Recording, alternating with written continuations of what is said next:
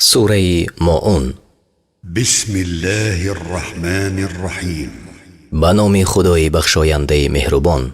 أرأيت الذي يكذب بالدين آیا آن را که روز جزا را دروغ می شمارد دیدی؟ فذلك الذي يدع اليتيم او همان کسی است که یتیم را به اهانت یعنی خواری می راند ولا يحض على طعام المسكين و مردم را به طعام دادن به بینوا ترغیب می کند. فويل للمصلين الذين هم عن صلاتهم ساهون پس وای بر آن نمازگزارانی که در نماز خود سهلنگارند یعنی در غفلتند. الذين هم يراءون